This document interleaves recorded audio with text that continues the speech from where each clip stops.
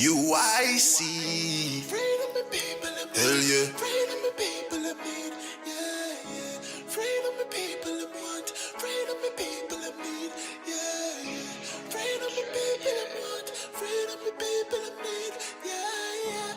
Freedom the people of want. Freedom the people of need. Yeah, Yeah. Real man a road. Now bow wolf in a tree grand a road. Now bow down to no demon a road. UIC when you see man a road, me say yeah. Real man a road. Now bow wolf in a tree grand a road. Now bow down to no demon a road. UIC when you see man a road.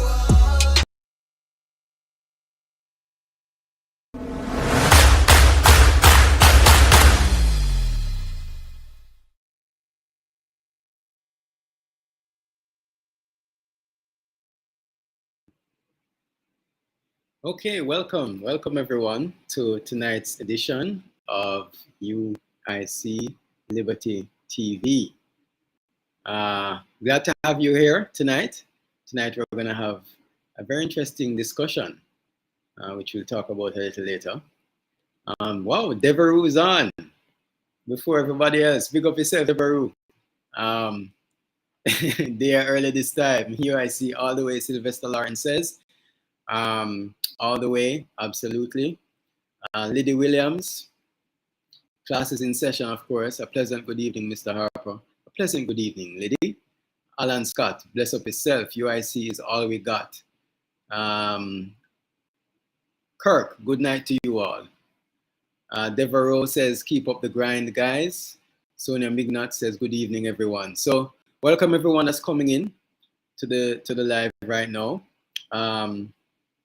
Lion Will the Jungle says Uniters. I guess it's good evening, Uniters. Good evening, Lion Will the Jungle. You're always here. I'm noticing a lot of what's the word I'm looking for? Repeat viewers. I'm really thankful for you all that come and tune in every night, and big up yourselves for actually taking the time out to come and listen to what we have to say. So tonight we're going to be looking back.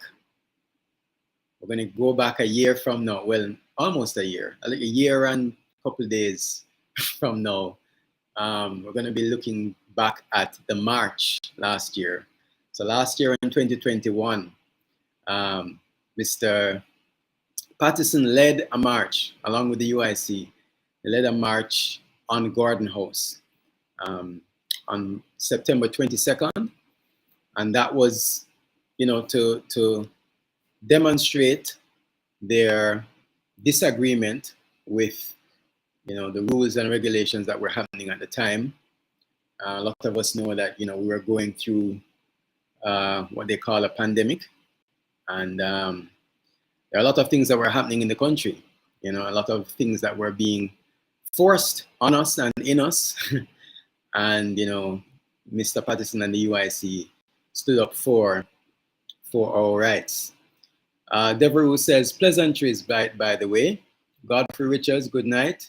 Charmaine King, good evening, UIC family. Lenworth Duffus, good night, family. Good night, Lenworth. So, tonight we're looking back. Before we look back, though, I have to play a video for you guys. Because I just love this video. So we're going to be showing you a promo, or the promo, for the march that's coming up on this year, March, September 22nd. And it's a very powerful video, and we encourage you to share it with as many people as possible. And I'm just going to play it right now. Why is it not? Okay. All right. So here's the video. Here's the promo for this year's September 22 Walk for Good Governance. We, the people of Jamaica, are tired of the corrupt system of governance. We're tired of the high crime rate. We're tired of the low wages. We're tired of the high cost of living. We're tired of the bad roads and the toll roads. We're tired of the high electricity bills. We're tired of the water shortages. We're tired of education system failures.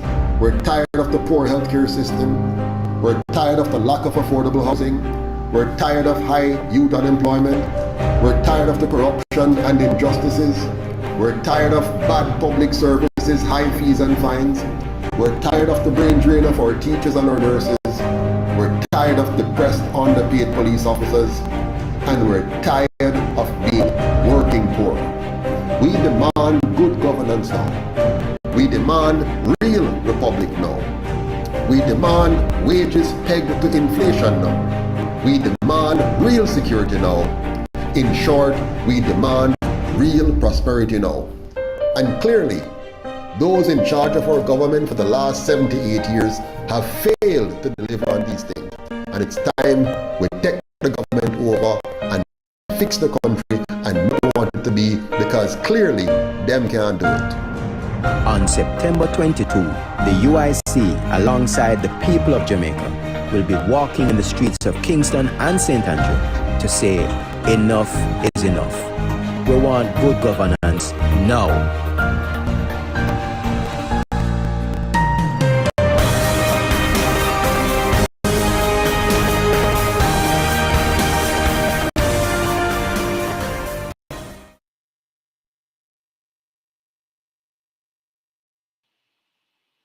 Yes, sorry. Very powerful video that. I rather like it myself. And so, you know, we are inviting you all to come out and support us on our walk. Come with us, walk with us as we, you know, demand good governance now. I don't know if you listened to some of the things that Mr. Patterson was saying in the promo. Yes, Alan Scott says, Mr. Harper, I feel the power in the message. Exactly. There's so much happening. There's so much happening with this country. It's amazing. I mean, that long list of things, and you know, there could have been more things added. But yet we're still here trying to survive, trying to get through it. And you know, I think it's time. I think a lot of Jamaicans feel that it's time. It's time that we need to change what's happening. There's a lot of polls going around now, because I honestly believe that the ruling party is feeling the slip of the grasp that they had on the country. They feel like, you know, they no longer have that grasp again, and so they're using this poll to kind of, you know, boost, you know, the morale and boost themselves to say, hey, you know, we're still, you know, if elections were called, we would still win. But, you know, there's a lot happening, and there's a lot that people are just not satisfied with. And as Zenzi said, we're tired. We're just tired. We're tired of the same old for 78 years.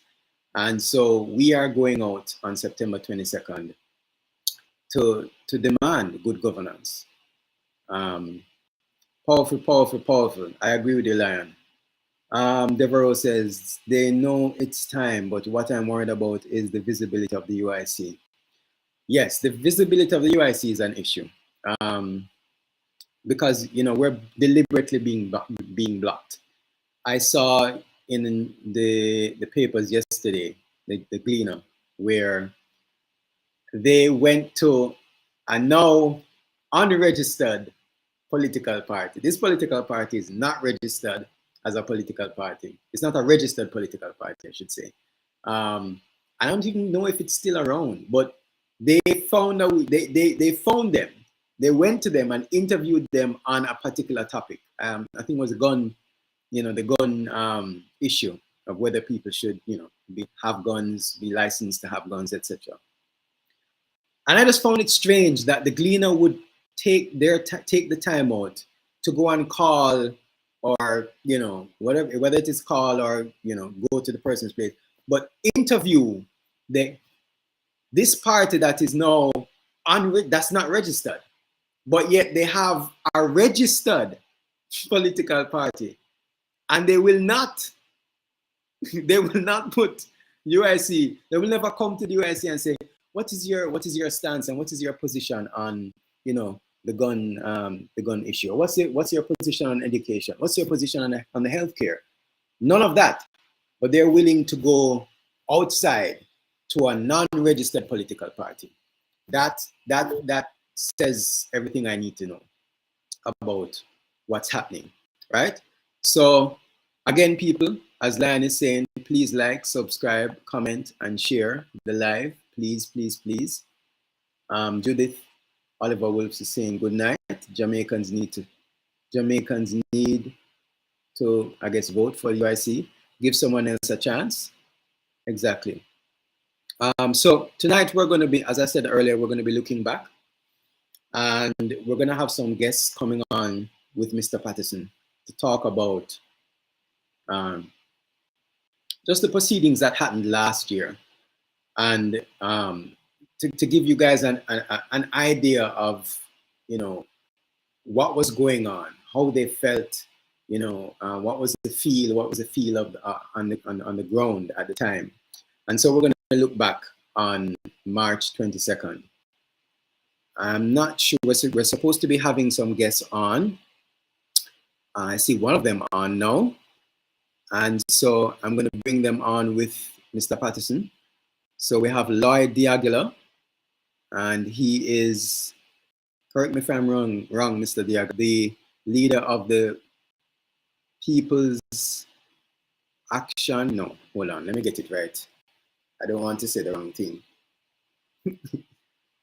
It's the People's Accountability. Sorry, the People's Anti-Corruption Movement. I'm very sorry, Mr. Diagula. So Lloyd Diagula is the leader of the People's Anti-Corruption Movement, and he was one of those that was marching with us last year on September 22. So I'm going to bring in Mr. Patterson and Mr. Diagula and just ask a few questions on what happened last year. So good evening, gentlemen. Good evening. Good evening to you, Mr. Harper. Good evening, Mr. Diagler. How are you? Good evening. Good evening. I'm good, and I hope you're good too. Yeah, not bad at all. Not bad at all. Happy to be out of prison and to be here to share this time with you and others. Very good. Yes. Very good. So let's start off with just a basic understanding of September 22nd last year. What was your, Mr. Diagula, what was your reason for joining in on the march with the UIC? Well, the overall thrust of the UIC, as I understood it, was against forced vaccination. And I'm against forced vaccination. I saw people out there, and they were all expressing their indignation at the attempt of the government and the state to force people to take vaccination. If vaccination is a choice, and you have constitutional right in terms of what goes into your body, nobody can force anything into your body and do it legally and constitutionally. If you commit a crime, they can arrest you, they can imprison you, but they don't have the right to put anything inside your body. And so I was solidly behind the UIC where that is concerned. I was not part of the organizing of the march, but in my capacity as a human rights activist and as a freelance journalist, I was there. And I carried my camera, I took pictures, I took videos. I saw when Mr. Patterson was arrested, and I saw when the other members of the UIC were also arrested, put in the police car and taken to the Central Police Station. And as soon as the police car drove off, everybody started to march to the Central Police Station, and they were out there demanding the release of Mr. Patterson. And I give them credit for that because they didn't back off from what the police were doing. You have a right to protest. Everybody has a right. That's a constitutional right. And so they were violating the rights of the people, Mr. Patterson. As a matter of fact, I thought they should have arrested everybody, because it's not only Mr. Patterson alone and the other two people who were who were committing some kind of a crime. We all should have been arrested. So it clearly exposes that they were trying to send a message to the rest of the people by arresting Mr. Patterson and the other individuals. And I'll just say one more thing, which is that right, around that time, right up until I guess they backed off the regulations regarding COVID, etc. They were preventing people from marching and from protesting. They did all they could. I remember there was a protest that was organized at Halfway Tree, and they were going to go march to the Governor General's office, and the police arrived there, including Mr. McGregor, who's the one that initiated the arrest of everybody. And he threatened them that if you march, we are going to pepper spray you. He was out there and he did that. And he was the one who organized and was the leader of what happened on September 22nd. And he was threatening the people. And as a result of that, there was a kind of a shutdown of protests, street protests. However, when the police had a problem with the salary they were receiving, they went in front of the DPP's office and so on, and the court, I should say, the downtown court, and they had a big street protest, and it took over the whole place. I didn't see anybody arresting any policeman. I didn't see anybody condemning them or anything like that. So they have the right to protest, but we, the people, don't have a right to protest. Yes, and it just shows how how the system has been set up or rigged against the average Jamaican. The system is really made to allow the elites or those that have the connections to be able to do what they want to do, but then the average Jamaican has to abide by whatever the elites have to say. Mr. Patterson, your take on what happened last year? Yeah, I mean, I must agree with everything that Mr. Diaghilar said. One thing you'll notice, the way we set up the laws in Jamaica, we give the police discretionary powers over the lives of citizens. So they can decide who and when they will apply the law. So if for whatever reason they like you, Mr. Douglas, and don't have a problem with you, but you're breaking the law, they will, just bypass you. And if on the other hand, they don't like Mr. Diaghilar and he's breaking the same law that you're supposedly breaking, they will take him into custody. So that's one of the obvious problems we have. Secondarily, the police is connected with the political establishment. So they don't actually carry out their work independent of the politicians. They don't simply follow the law. They follow directives from politicians at different stage of the game. So on September 22nd, they were very deliberate in their mission. For example, when you'll see a video shortly, when Mr. McGregor came on the scene when we were gathered at Ward Theatre, and he told the audience, the gathering, that they were illegally gathered and that, they're breaking the law and that they should disperse or he will take actions. At that very point, since we already broke the law, he could have arrested me and anybody else at that point in time. But they actually tried to instigate a confrontation. So everywhere we went, as we were walking peacefully, so we were the most organized crowd, very organized, very peaceful, very respectful, because the UIC is very big on protecting the life, liberty, and property rights of all citizens. So we would never violate the property rights of the citizens or public property or anything like that. But they were agitating. So if we walk up a particular street, they send men on bikes, they bring out horsemen, they rode down on us, and they, and then they eventually started pushing people, shoving people, pepper spraying people. I got pepper sprayed, Mr. Diaghilar got pepper sprayed. And then what they did, they tried to kind of divide and conquer the group. So when we were already marching up the street, they waited at the back and they grabbed a young man. The young man was actually just photographing, videographing. He was taking a video. His name is Kevon Harrison. He was not actually protesting, like physically involved, like carrying a placard or doing anything. He was actually just videoing the sessions, and they grabbed him, really manhandled him, and stuffed him in the vehicle. Further up the road, they grabbed a young lady. These are all young people they're grabbing, by the way. And I know why they did that.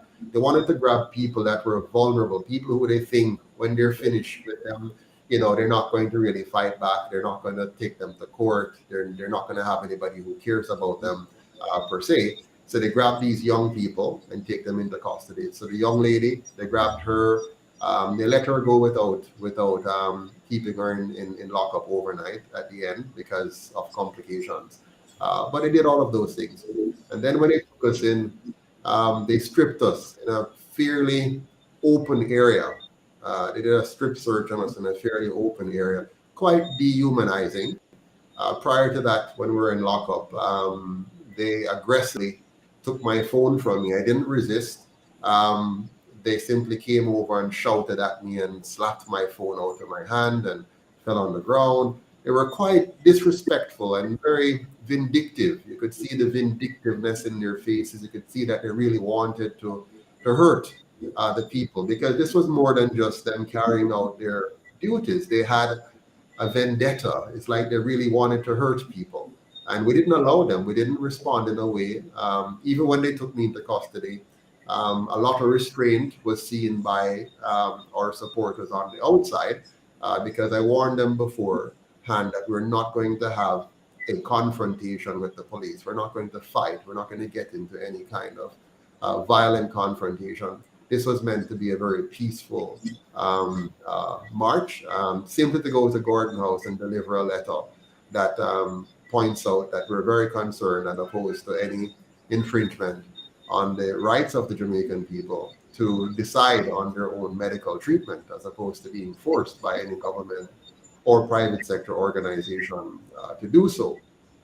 But we were very concerned as a movement that Jamaica was heading in the wrong direction. We've seen the tendencies of the Prime Minister, we've seen the direction of the government, that they are prepared to do whatever it takes to appease their foreign masters. And if it means injecting every Jamaican against their will in order to get the money and to appease their foreign masters, they're going to do it. They're going to stop at nothing. And so we were very pleased that in the end, the Jamaican people stood up. And I think they never got to more than 20% of the population at the time in terms of their injection mandates. They wanted to get to 65% initially. That was raised to over 70% after. But our actions prevented them from being able to inject the mass of the population against their will. They tried to label us as anti-vaxxers. We're not anti-vaxxers. We're not opposed to any form of medication.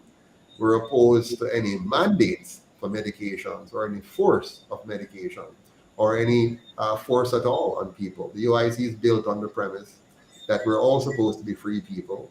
Our rights to our life, liberty, and property should be protected at all times. And it doesn't matter whether you're elected by a few or many, you never earn the right to take away the rights of any individual, unless that individual, of course, decides to violate the rights of others.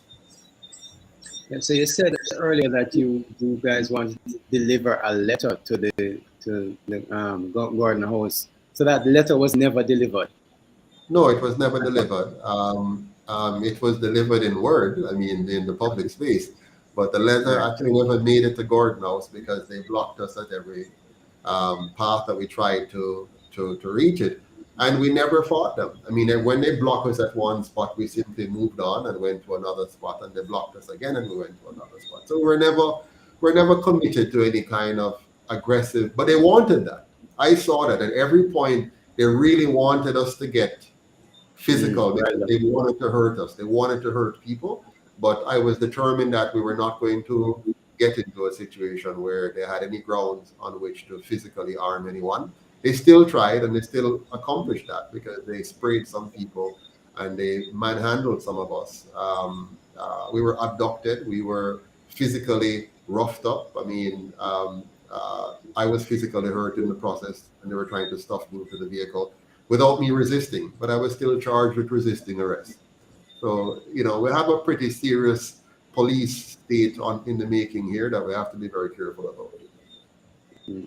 So, Mr. D'Aguilar, could you give us a little background on the People's Anti-Corruption Movement? Well, you know, I'm a long-term human rights activist, and corruption is also on the landscape as well in terms of where Jamaica is. You know, the police carry out extrajudicial killings with impunity, and that's been going on for a very long time.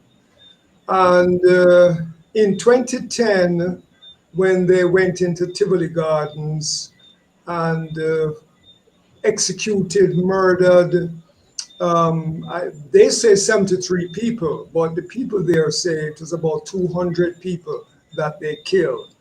They killed people, they destroyed people's homes, they beat them up, they carried them to Seprod, use Seprod as a detention center. And on the Seprod compound, they set up a sniper post on one of the buildings, and they would fire into Tivoli Gardens at the people there innocently in their houses. And they terrorized young men that were detained in Seprod. And what the people who survived the whole thing said is that the police or the soldiers would come in at night, they would just point somebody out, take them outside, and then you'd hear gunshots, and you would never see that person again. When they had that commission of inquiry, that kind of thing was never discussed, it was never investigated, they just you know, swept over it. And I just want to say that I have been advocating for a boycott of Seprod because Seprod was involved in a joint criminal enterprise. And if you look at what has happened in Africa and other places, in Rwanda with the Tutsis and the Hutsis and so on, when they had their you know, criminal trial, any company, any that participated with that kind of terrorism was held accountable, and they had to be put on trial. And I believe that Seprod should be held accountable. And I have been advocating against the current leader of Seprod that he needs to compensate the people who suffered there. So moving on from that, this issue of corruption is a serious matter. It goes way back. And Jamaica is one of the most corrupt countries in the world. It is, you know, millions of dollars are stolen each year, and then there's no money to properly fund education and to fund health and so on and so forth. So that is a big, big problem. And so that is why those of us who work together form the People's Anti-Corruption Movement. And I'll just say three things. One is that we have written a letter to the Prime Minister. We have written a letter to the Prime Minister demanding a commission of inquiry into state corruption. And the Prime Minister has not responded to that letter. We went forward when Mr. Golding became the leader of the opposition, and we sent him a letter also stating the same thing, that we wanted the support of the opposition to have a People's Commission of Inquiry. He has not responded.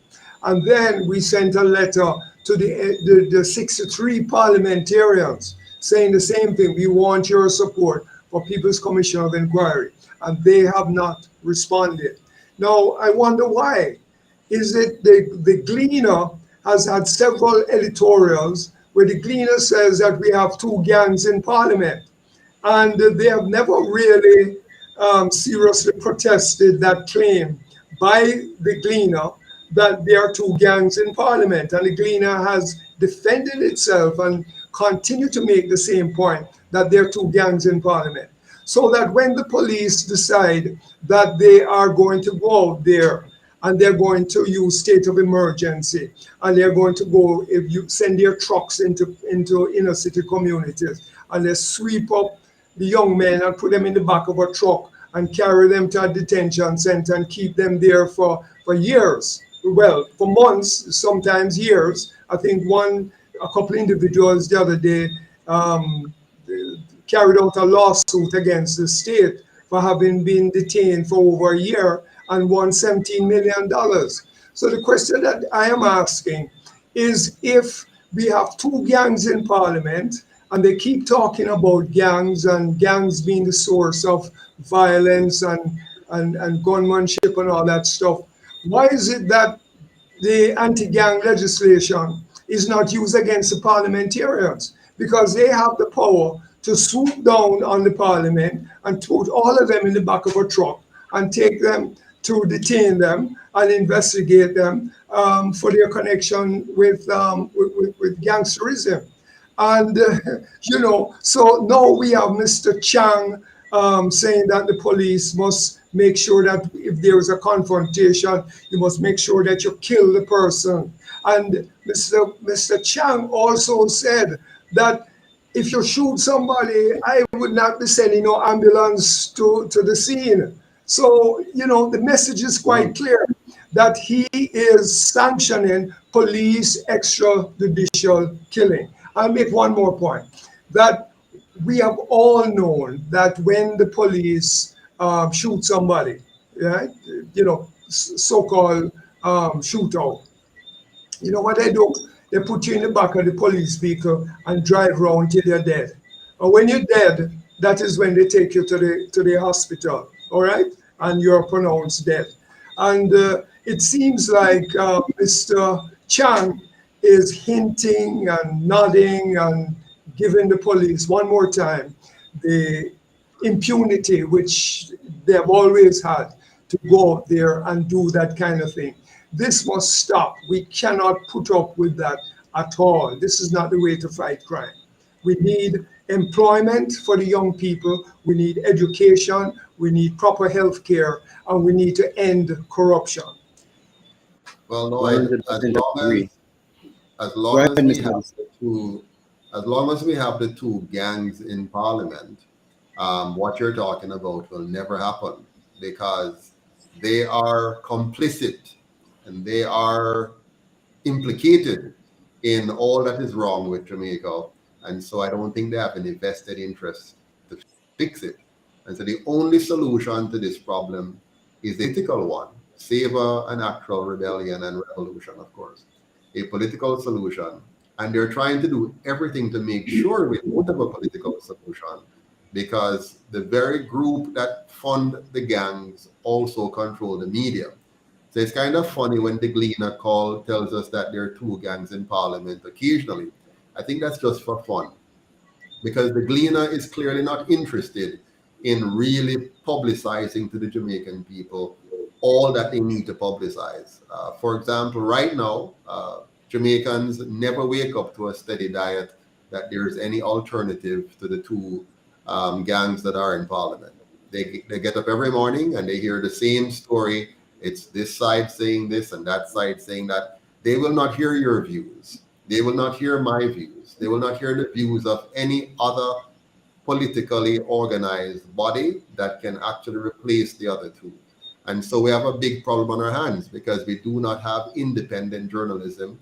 We hardly have any investigative journalism. If it isn't for 18 Degrees North, you'd get practically nothing on the investigative side of journalism. So Jamaica is actually in a spot, because we have two gangs that are very sophisticated, well-funded, well-backed by the private sector oligarchy, and every effort is being made by that triangle of the PSOJ oligarchy, the media they control, and the two parties that they control. So Jamaica is in a bind. All the talking that we do on the various talk shows, we have some lovely talk show hosts, for example, going back to Wilma Perkins' days. wonderful talk shows. But at the end of the day, nothing is done, because as much as we talk, they simply have the handle of the blade of the knife, and they can do anything they want and get away with it. They can manipulate the police, they can manipulate the justice system, they can manipulate our economy, they can manipulate our education system, they can manipulate our healthcare system, and we can do absolutely nothing about it but talk and talk and talk and talk until the cows come home. In fact, we've been talking now for 78 years. If you factor in all the amount of talking Marcus Garvey did, the amount of talking George William Garden did when he was in, before they hang him, and Paul Bogle, of course, those men took action. And you're factoring all the talk all the way down when Ronald Bates used to be on before he became an active political figure, and he used to talk. Barbara Gluden, and they talk. And the talk goes on. But one thing remains the same. The Jamaican people are locked into electing those two parties, and those two parties only, because the rest of Jamaica will never get an opportunity to hear from anybody else unless we, the people, decide that we're going to do something quite dramatic to turn that around. What are your thoughts on that, Mr. Harper? Well, that's a very good point about unless we do something dramatic. Now, if we are prepared to do something dramatic, then there will be change. Just to say that in the last election, 30% of the people voted, right? 31%. And it seems 37. like 34, if you were to have an election tomorrow, you're probably going to get less people voting than before. So what it means is that there is a credibility crisis for those who are leading us now. Because if 34% of the people vote and you divide that between the two, so the one who's leading us is, has 15% of the vote, approximately. So the current government has 21%. They got 21% of the total population vote. And the opposition group got what? 16%. 16%. So, yeah, so they have a serious credibility problem because 80% of the people didn't vote for you. So, and 60%. And the question is, Lloyd, where does the credibility problem affect them? Because the people who fund them are happy with that outcome. The people who fund the two major parties, they're okay with a government which only got 21% of the total population of voters. They're okay with that. And the two parties are also okay with that. And the international lenders are okay with that. So the only people who are left who are not okay with that is a small subset of Jamaicans who are paying attention and will raise our voices. And then you have a large segment of Jamaica now who are turned off from the entire process. And the only way to reach them is by having the capacity to communicate in a way that they can hear. Now, how do you do that? Go ahead. Sorry. Well, I just want to say that the 65%, let's call it that, who didn't vote, 63. those are 63%. Those are the people that stimulate me, that I believe that my movement must reach those people because there is a foundation for serious change in this country. And so I think it is upon us to find a way to reach those people, to organize them, because the two political parties don't have the contact with them, etc. My national hero is Sam Sharp, because Sam Sharp was a slave, and Sam Sharp organized the slaves, and the slaves decided that they were going to overthrow slavery. Now, they weren't successful, but when Sam Sharp was captured and he was on the verge of being hanged, he said, listen, I would rather die on the gallows than continue to live as a slave. So I think that is the way we have to look at it. We have to dedicate ourselves, regardless of whether we are successful or not when we pass on, that we did what we had to do to educate the people, to organize them, and if it is necessary, to take up arms To change the system, we have to be prepared to do that. I see the Prime Minister a couple of days ago talking about the new Firearm Act, which is about to be passed. And it was very interesting, some of the things that the Prime Minister said. And one of them is that, well, you know, if you have an illegal gun, then you must be planning to kill somebody. And the only exception to that rule, according to the Prime Minister, is if you are involved in an insurrection. And the Prime Minister seems to be suggesting that an insurrection can be legitimate.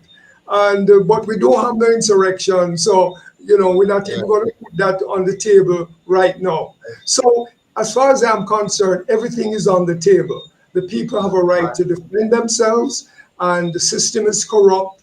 The system cannot, we must not sustain the system, and we must do what is necessary radically to change it. Like Sam Sharp said, I am not going to live as a slave anymore. And we, the people, have to say, we're not going to live under this kind of oppression anymore. And we will dedicate ourselves, our entire lives, to changing the system.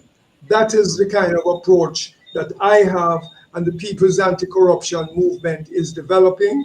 And we're trying to find ways and means of getting to the people, educating them, organizing them, mobilizing them, so that radical change can take place in this country. So what we're trying to do from a UIC standpoint is we recognize that we can't just keep talking change happen. We have to face hard what it needs to get the change done. And that is going to come from a partnership in those in the diaspora and those here in Jamaica who recognize that the problem needs to be resolved, are prepared to organize themselves to do so. So we're going to have to raise the capital, because it takes capital. All the persons who are trying to make change in Jamaica meet one major stumbling block. You don't have the money to do the things you need to do. To print pamphlets, for example, takes a lot of money. When you look at the cost of printing 1,000 sheets alone, if you want to move around the country and you know, go to different communities and hold town hall meetings and whatever, it takes money to mobilize, to travel, to stop over, to do all this stuff that needs to be done. So we realize these very, very important limitations. And what we're doing is building a resource base by working with our partners in the diaspora, all 3 to 4 million Jamaicans out there. We're encouraging all of them to become a part of the solution as we organize locally and pull together the hardworking Jamaicans, many of whom, you know, can't even take a break from trying to put food on the table. And so we're trying to get those persons of your mindset and others to come together. And here's the clicker. Here's the trick in all of this. It's unity. And that's why we call ourselves the United Independence Congress, because the opposition is formidable. The opposition is massive. And without us becoming a united front and going up against this massive opposition, they'll just pick us off easily. And they'll just simply go in and infiltrate a group and undermine the leadership of the group and destroy the group. They've done that with the UIC already. And they'll continue to do that. They'll always use the tactic of divide and conquer. So if we don't find a way to overcome our differences, whatever those are, because, you know, Jamaicans seem to find it easy to have differences. You know, the other night I had a lovely conversation with members of the Marcus Garvey People's Political Party, which is not registered, but they wanted to have a chat with me, and I had a chat with them. And, you know, when we started the meeting, they identified a number of differences, things that they thought were differences. And by the time we went through and walked and talked through different things, we found out that we're very close. We're not very far apart at all. It's just a misunderstanding, because sometimes we use different words and phrases to express ourselves, and other people hear those words and phrases and draw a conclusion. There are 3 words that cause people to become highly animated in politics: capitalism, socialism, communism. People get very animated about these things, and they use words like neoliberal, imperialism, all kind of words. But if you tear away all of that, we'll come down to two basic systems of governance in the world. Only two. No matter what name you give it, one of those systems, or any given name you want to call it, is, does it protect individual sovereignty? Does it protect your right to your life, your liberty, and your property? And then the others simply violate that. All other systems you put together, whatever the systems are, whether they call them democratic socialism, outright socialism, communism, crony capitalism, whatever they call it, once the system does not respect a person's individual sovereignty, that's where it parts company with the model of governance that every single human being needs. They might not realize it, because when you're upset, when you're frustrated, sometimes you'll call for a dictatorship and don't even realize it. And you only realize what you have called for after you have allowed it, after you have voted for it. The people in Germany, for example, they were very angry with things that were done prior to Hitler. And they were just looking for some kind of get back. How do we get back? How do we get back to being, a more powerful nation again? And how do we, retaliate and respond to what those evil other people have done to us? And they were so angry and so upset and so emotionally driven that they drove themselves into the arms of a dictatorship that then cost them far more than they could ever have imagined. The same thing applies to us in Jamaica today.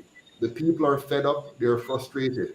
And all it takes is for a leadership to arise in this country, maybe a very charismatic person, a powerful speaker, somebody that can mesmerize the audience. And before they know it, they vote for jumping out of the frying pan into the fire.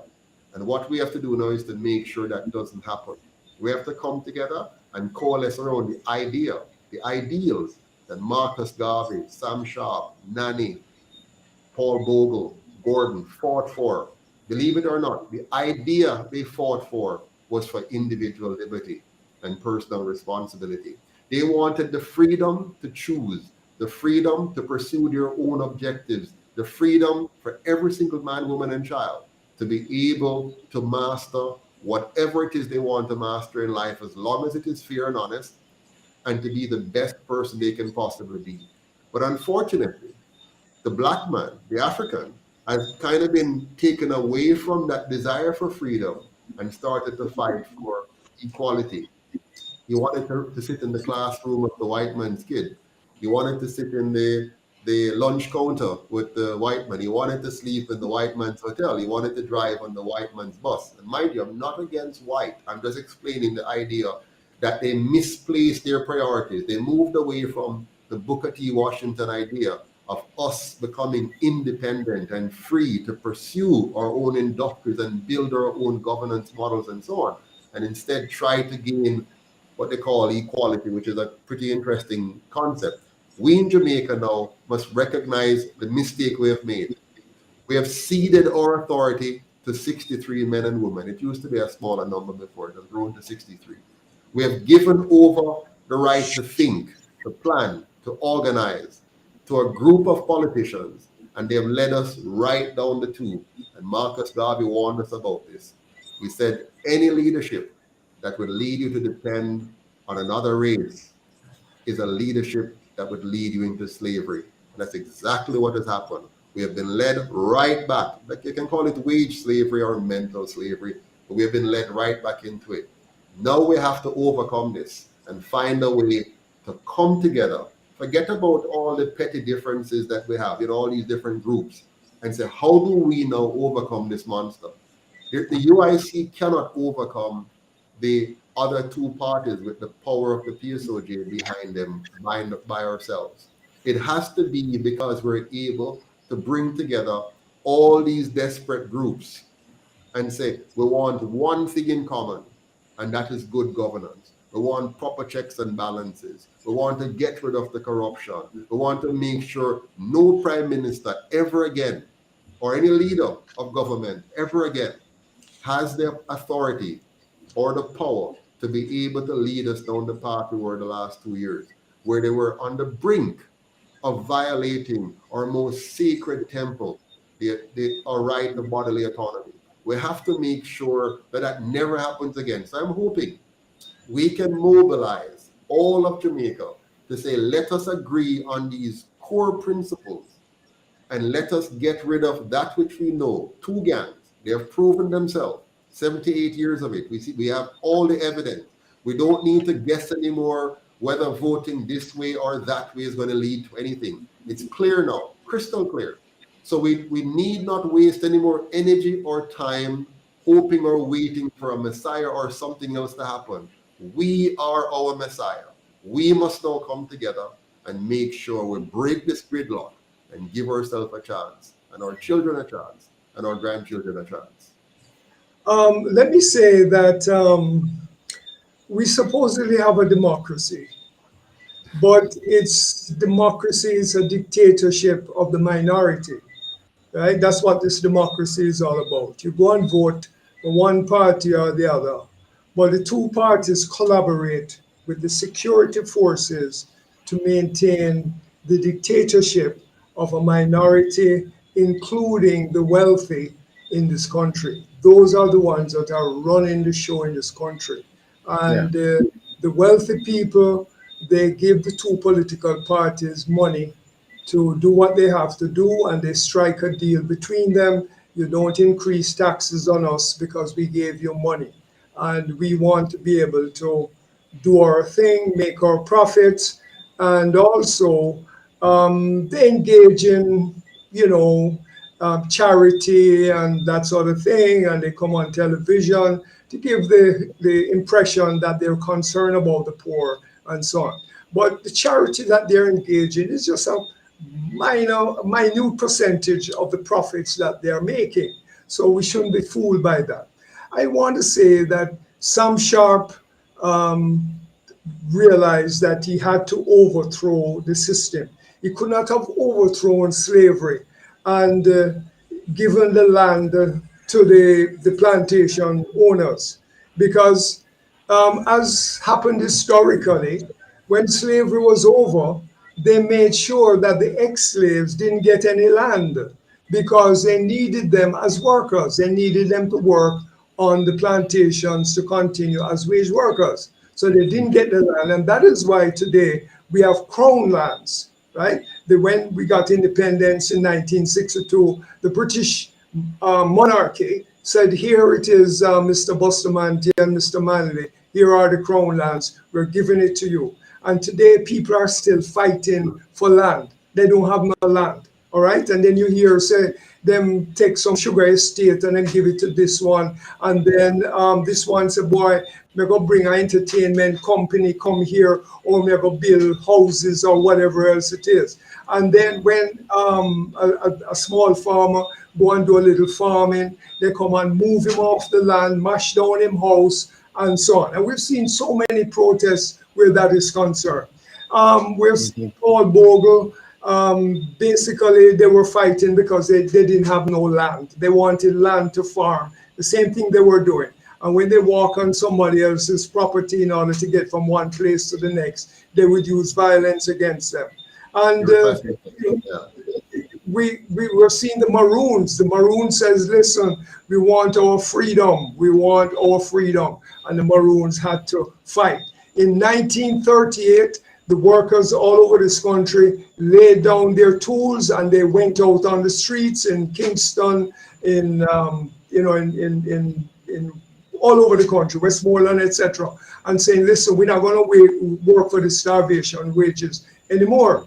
And the 2 bourgeois elements of the system, Mr. Manley and Mr. Bustamante, they took advantage of the situation and they formed 2 political parties, and they got the people in line. They let the British know that, hey, we will control them, etc., etc., and they moved on to where we are today, right? Exactly. So the point that I'm really trying to make is that at the end of the day, you have the Jamaica Constabulary Force and you have the Jamaica Defense Force. So even if you were to have the most representative government in the parliament running the country, you still have to deal with the Jamaica Defense Force and the Jamaica Constabulary Force. The Jamaica Constabulary Force have the power to carry out extrajudicial killings. They have impunity for it.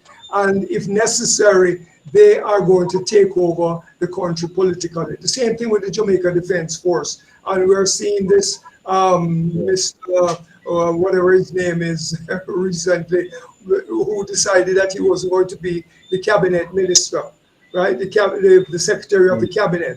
This gentleman in 2010 was the spokesman for the Jamaica Defense Force as they went into Tivoli Gardens and West Kingston, killed all the people, and he told a lot of lies about what was happening.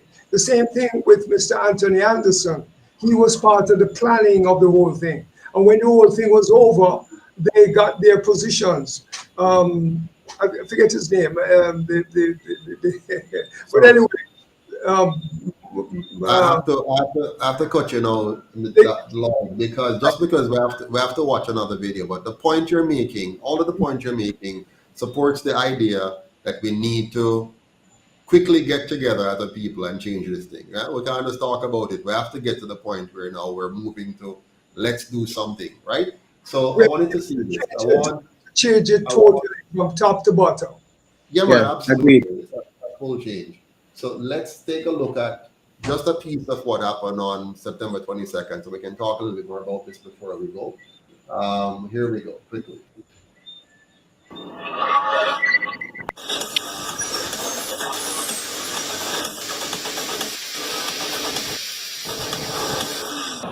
Hello, I'm Dudley Thompson, and welcome to WDT Media TV. We're here at Ward Theatre, and the crowd is gathering, awaiting to march onto Garden House to protest what they call forced vaccination by authorities.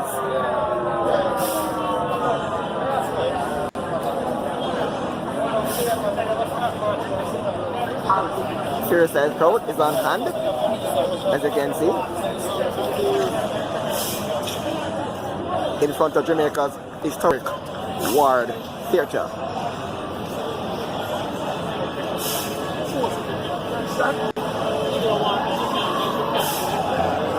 Here in the heart of downtown Kingston. That claims leadership of this group.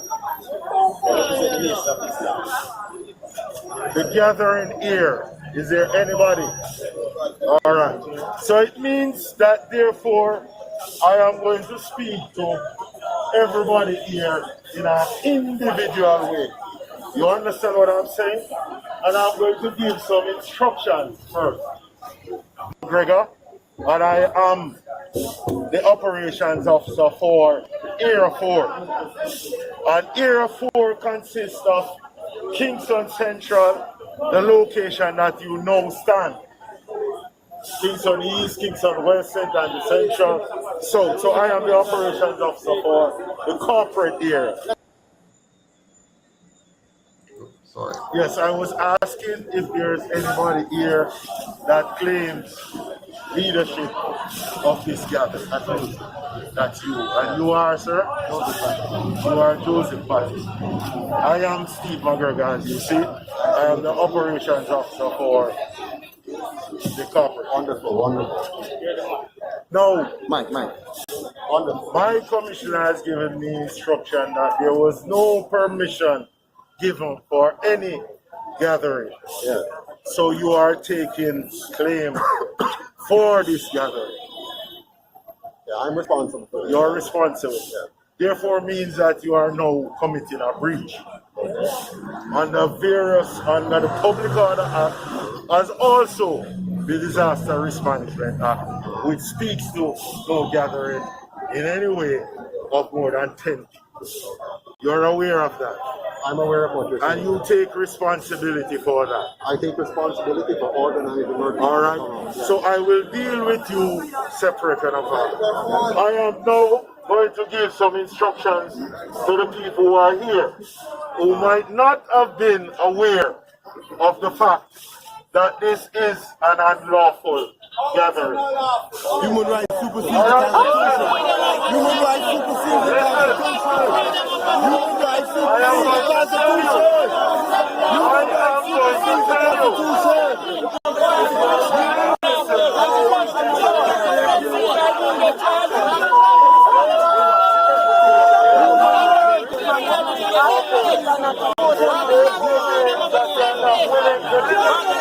And the police, hold on.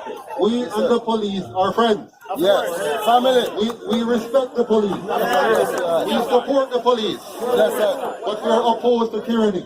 That's right. So we will respect and obey the police insofar as they agree to protect our rights to freedom of speech, freedom of movement, and freedom of choice.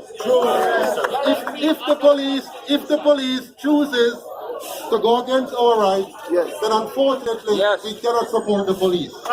Yes. We support freedom of speech, freedom of movement, and freedom of choice. That's the fire. And so we're going to listen to the police, of course, and we're going to follow the instructions to have a peaceful, cooperative, organized, disciplined walk from here right up to Gordon House. We're going to walk in groups of 10. Groups of 10. We're going to be 6 feet apart. We're going to follow a straight line. We're going to hold up our placards. We're going to chant our freedom talk. And we're going to be in the front of the police, not their enemies, because they are not our enemies. We are here to defend our rights to be free. To me, and this is the police speaking now. If you don't want to hear what I'm saying, it is your choice.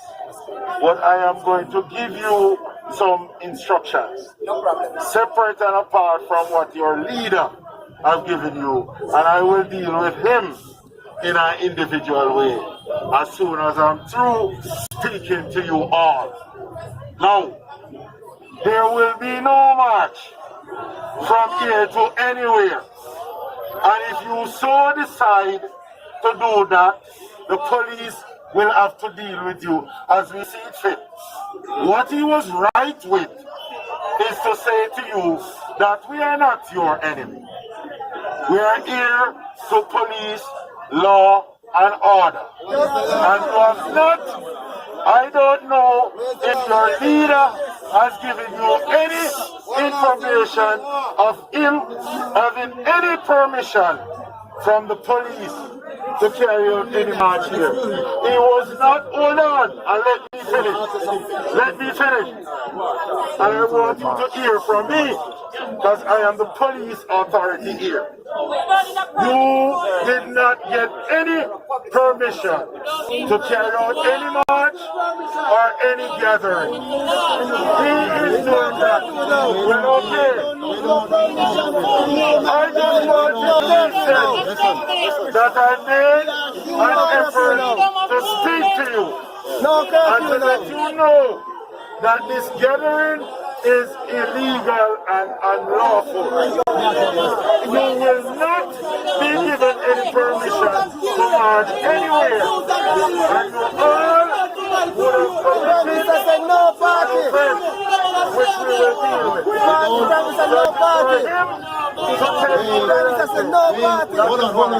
on. The police has spoken. Hold on. The police has spoken. Hold on. The police has spoken.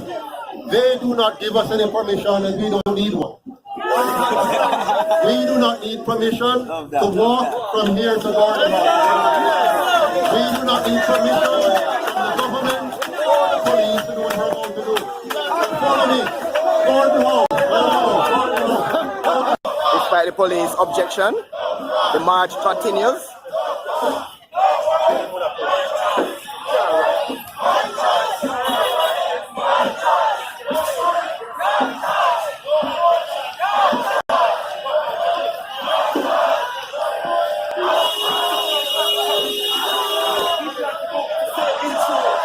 You heard it, the police said there's no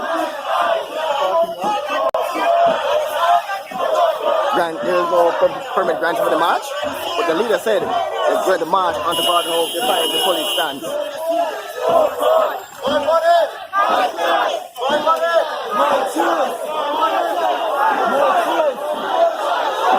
Our choice Is at hand, and the police is out trying to stop the march, as you can see here.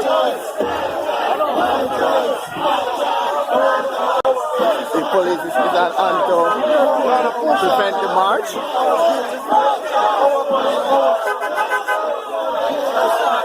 But the leader insists.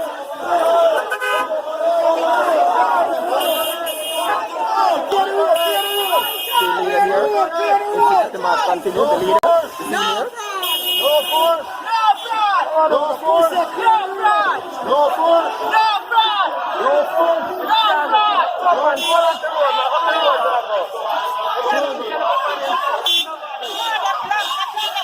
Here is trying to stop the march. Comes back up Duke Street.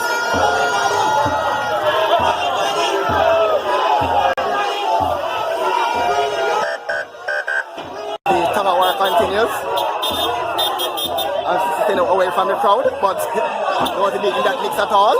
It's because COVID is real. Keep my distance.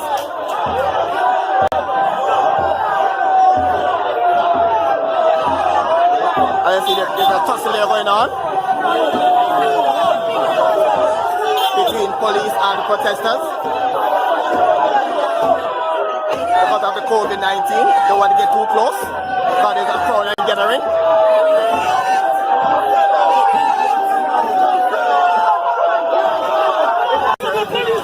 Another protester here.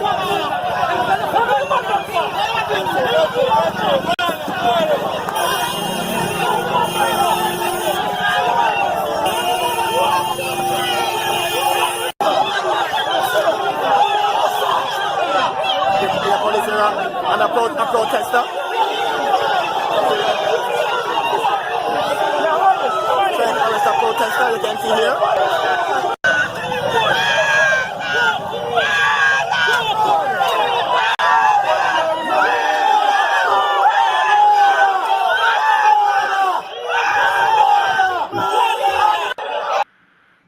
So this is the first protester that they took.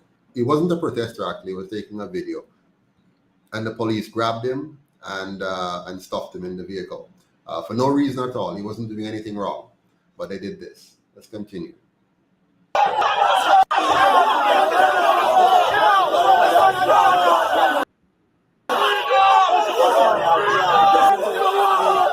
Protester and police continue. While that continues, the leader is still leading the march, but up Duke Street, despite the police warning.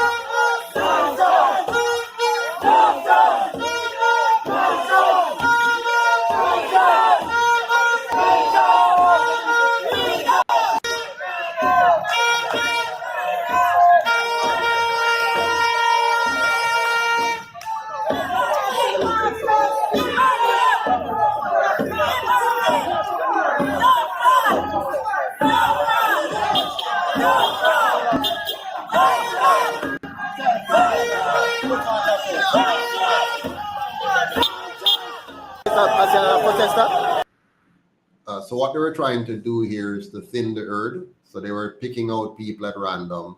Not random, they selected these young people really. Here they have caught another young lady now, Abigail Thompson.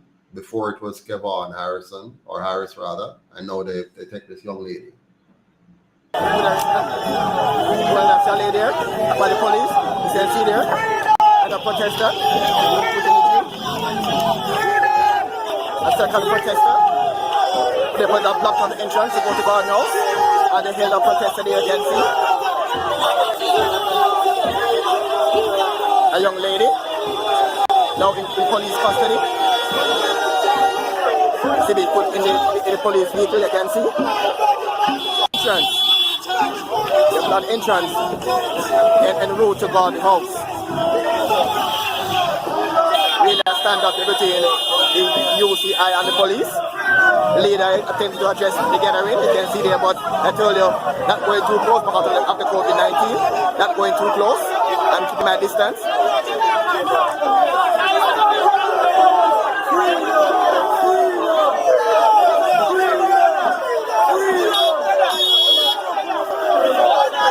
can see there, protest is happening, and the UCI leader. Yes, so all the way through this, the police remained the aggressor. The next video we're going to look at now is when I was arrested. But gentlemen, what were your feelings and emotions as you watched that? Let's begin with you, Mr. Harper.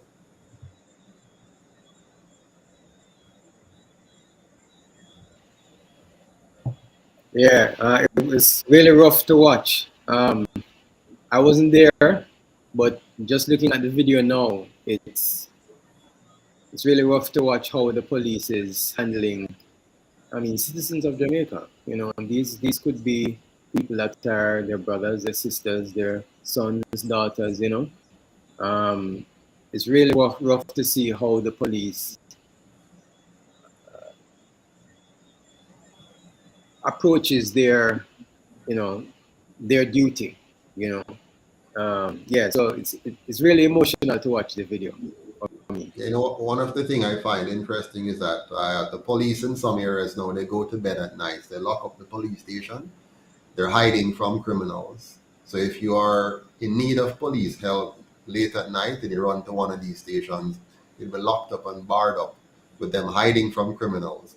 And here you had innocent people simply demanding that their rights be respected. Just that the police does the right thing and protect the rights of the people, and the police turned against the people. Mr. Diagalier, what are your thoughts? Well, Mr. McGregor is problematic. And I believe that he was saying, hey, I'm the authority here, I am the power, and I'm going to make the decisions, regardless of whether it makes sense, because I have the power and they have sent me here. You know, if the people are already there to marching and they didn't get permission and so on and so forth, then, you know, what can you do? You know, that's the power of the people. They have a right to express themselves and so on. The rules have been violated, but you just have to leave them alone under the circumstances, unless you're going to use violence against them. And so I think what is happening there is that they decide to make an example out of Patterson and the others and arrest them. I would just want to say one thing, you know, that after I was pepper sprayed, walking away, I ended up in the market, at a market in Papine, and I was buying some fruits to take home. And somebody said to me, Lloyd, Mr. McGregor is on the radio and he mentioning your name. I said, mentioning my name? So I listened. And apparently he said that he gave me a warning of arrest. I had no such conversation with Mr. McGregor, but I did challenge him when he told the people to move on. I said, on what basis are you telling the people they have a right to stand up on the sidewalk, right? They're not in the streets now. You said clear the police station. So they went over to the sidewalk. I said, on what basis are you now telling them to move? And I guess he was upset about that. And perhaps that is why I was the victim of pepper spray later on. But at that point, he himself was not being legal because the people had cleared the street and they were on the sidewalk. I just want to say one thing to Joseph, though, that we had a little, you know, misunderstanding, let's put it that way, prior to the march taking place. And I maintain that once you walk on the sidewalk, right, nobody can stop you from walking on the sidewalk. So you have to have, you know, little tactics, a mix of tactics in terms of how to engage and carry out your right to protest. You actually do need some kind of a permission to march on the streets, right? And so if you don't have that, you have a right to march on the sidewalk. And if there's 1 million people marching on the sidewalk, they cannot stop you because you have a right to march on the sidewalk. So they are the ones that have the legal issues. Bear in mind that the police disrupted our walk. From the moment we walked from Ward Theatre towards the path to turn left, the police started to affect the crowd and not allow us to move freely. I told them that we're going to march in single file, in groups of 10, 2 by 2, and the police was insisting on interrupting the flow of traffic and spent every opportunity trying to antagonize the crowd. And if you saw the way they dealt with that young man, what was that for? Why are you going to grab this young man and haul him and you know, fight with him when he wasn't doing anything? Right. He was still on the sidewalk, for crying out loud. He was standing up there. If they were going to arrest anybody, they should have arrested me right then and there, because I took responsibility. I said I was the one that organized this. I am responsible. I took full responsibility. Prior to me arriving, nobody took responsibility. And McGregor says, okay, I'm going to speak to each of you individually. Then I came, I took responsibility, and him said, all right, I'm going to deal with you and the crowd, and was now giving them instructions. And after I spoke to the crowd and told the crowd to obey the police in every way possible that dealt with law, but they will not be allowed to take away our rights and freedom to express ourselves and to walk in our own country. And at that point, he should have said, okay, since you're responsible for this arrangement, come here and put on the cuffs and take me away. And then there'd be nothing else. The crowd would have then been dispersed or whatever, but instead they allowed me to move on and then started to antagonize, first picking off one young man at the back and then picking off one young lady further up the road, interfering with the march, by the way, without stopping it. They could have stopped it, just arrest me right away and say, okay, we don't want this to go forward. You're responsible, you're arrested. They could have also taken everybody on the sidewalk there at the moment into a truck, if they wish, since they were all gathered and did not leave when Mr. McGregor said they should leave. But anyways, let's take a look now on the last video. This is like 5 minutes. And then we'll have a talk about this. And the head of the United Independence Congress of UIC, Joseph Patterson, was arrested this morning for multiple breaches of the Disaster Management Act. Placed in handcuffs and taken away by the police, President of Jamaica's third political party, the UIC, Joseph Patterson, as he prepared to lead a group of anti-COVID protocol protesters to Garden House. The march, a continuation of a series of gatherings in several parishes, was planned days in advance. The police issued warnings, including on social media, that any such gathering would be illegal. On Tuesday, a defiant Patterson issued this statement. I can assure you that tomorrow morning at 9 a.m., I will be present at Ward Theatre for our march on Garden House. And so Wednesday morning, in the midst of a crowd of followers, he and 5 others were taken into custody for, among other things, organizing a group of more than 10 persons, which breaches the Disaster Risk Management Act. The other offense that we have arrested them for is under reasonable suspicion of carrying out the act of disrupting the activities of Parliament as uttered by the leader, Mr. Patterson, in my presence, after warning him about the offences that they are going to march on Parliament and to disrupt the activities there. But after his arrest, things got disruptive quickly. The crowd followed the arrested Mr. Patterson to the Central Kingston Police Station, demanding his release and insisting their gathering was legal and justified. Their reluctance to go back several meters from the station resulted in pushing and shoving, the cops doubling down with pepper spray and a SWAT team. We need the curfew to stop. We need the lockdowns to stop because it not benefit nobody. Nobody but the private sector, nobody but the government. Since what they ship them come in and them lock away all of the tourists them from people. So we need all of that to stop right now. Freedom! Freedom! Freedom!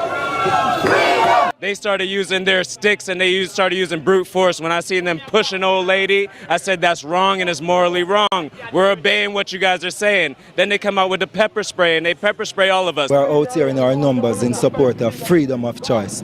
Mr. Patterson is demanding freedom, and we are saying no to mandatory vaccination. It should not be a case where it's take a job or lose your job. Up to news time, it was unclear if those arrested were still in lockup or out on bail. The group's main issue has been the COVID-19 vaccine. So we asked them about the proven benefits in the COVID-19 fight. You see how many people are in hospital and how many people are dying. And the vaccine is something that can stop you from dying or even less likely for you to be hospitalized. So why are you guys so against? Where's your scientific knowledge? There's no proof. But health officials have been insisting that the unvaccinated are more likely to be hospitalized and die from COVID-19. And our coverage of that anti-vaccine protest in downtown Kingston today was not without drama. Our news team also had a brief standoff with police personnel who were adamant that they had to leave the area. Okay, so there you have it. You notice they were trying to make this more about the vaccine than about our rights as individuals. And what do you thought about that, Mr. Harville? I didn't hear the first part of your question. They were trying to shift the conversation away from people fighting for their rights to try to make it a matter of the vaccine. They're trying to paint it as anti-vaxxers as opposed to telling the truth, which is that we're fighting for the right for people to choose as opposed to being forced. What are your thoughts on that? Yeah, it's a typical that's typical what the media does. You know, the media tells you what they want you to think. So, you know, they're going to paint a picture. So, you know, it makes you think a particular way towards you, you know. So I'm not surprised at the way they painted the picture of the march, and yeah, I'm not surprised at all. It's you know, normal for me. I expected something like that from TVJ and CVM. Yeah, Lloyd, what do you think? Well, whether you have a right to be an anti-vaxxer, if you want to be anti-vaxxer, you have a right to be against forced vaccination. That is your right. That is your politics and your right. So going down that road is meaningless. The point is that they just want to push the vaccine on the people in whatever way that they can to force you to take it, or else you lose your job and you mustn't protest because they have a goal of vaccinating 60 to 70% of the people.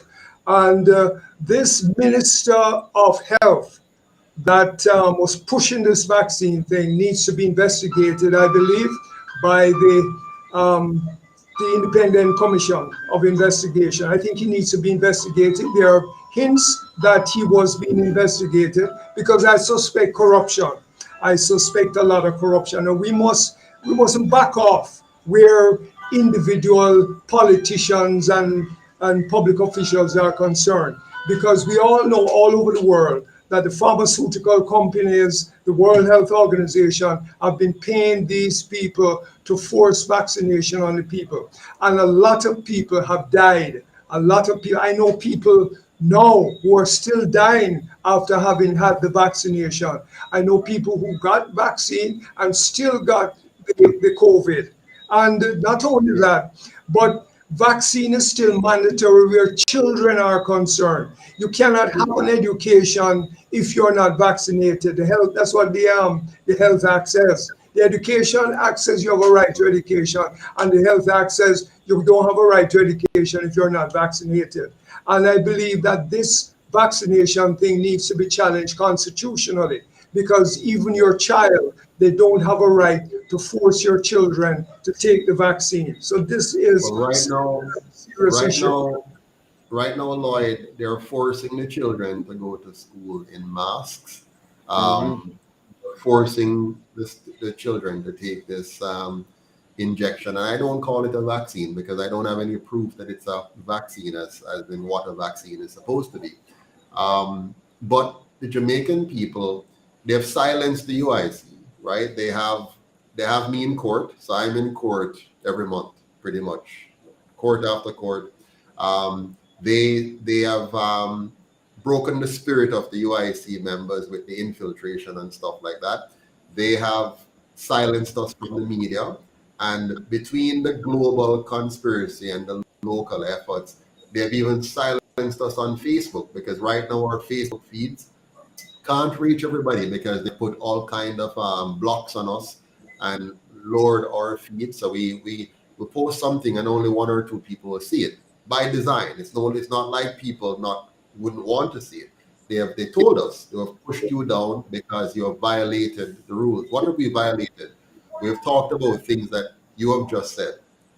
Every word you just said, Lloyd, would guarantee you, if you said that on social media, and particularly if you're an organization like ours, which has the potential for forming government, they make sure that they flag you and tag you and suppress you. So right now they're suppressing freedom of speech right across the board. Let me just interrupt you for 1 quick second. I was on radio. I was on Best FM, right, during this period there. And I used to organize protests every Wednesday in front of the Ministry of Health. Okay, and guess what? I was fired from the radio station that I was working on. Why was I fired? Because I was having protests in front of the Ministry of Health, and they wanted to get rid of me. Absolutely. No, that's it. I mean, the whole structure, I mean, you have some people who make light of what is going on. They don't realize that today for me, tomorrow for you. So a lot of people take this thing for a joke and think that, when we make these claims, when we point these things out, that we're somehow, not really seeing what we're supposed to be seeing. Like somebody in the comment group is talking about even things that happen within the party. They think it's a joke. They think, there's nobody planning to destroy the UIC. There are people planning. There are people who have spent a lot of effort and time to make sure that not just the UIC, any organization in Jamaica that tries to stand up for justice and truth for our rights, those organizations are going to be targeted, and they're going to find ways to put people inside of them to destroy your organization. Many of the human rights organizations that you see flourish, go and check, and you're going to find that they're being sponsored by the United Nations or the European Union or the USAID and so on. They're being funded, and then so they toe the line. So when they come to talk, they will toe the line. And they'll sound nice and professional. They'll sound nice and sweet. They will sound like they really mean us good while they're being manipulated. Go ahead, Lloyd. Very good point you're making. Because a lot of them are funded by the USAID, and they're funded. I have to mention Trevor Monroe, because a year or so ago, the then ambassador, US ambassador, was at a public meeting with Mr. Trevor Monroe. And he went up and he said, Trevor told me privately that the government is corrupt. And the government, I don't like that at all. And he chastised Trevor Monroe. And guess what?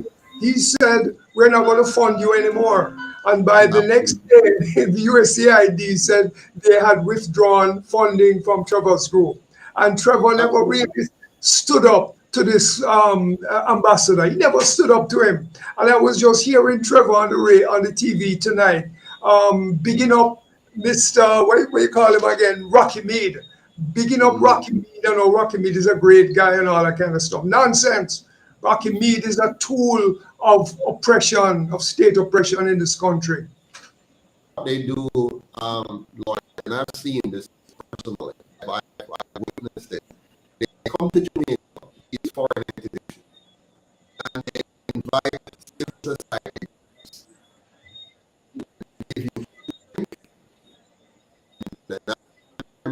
or some other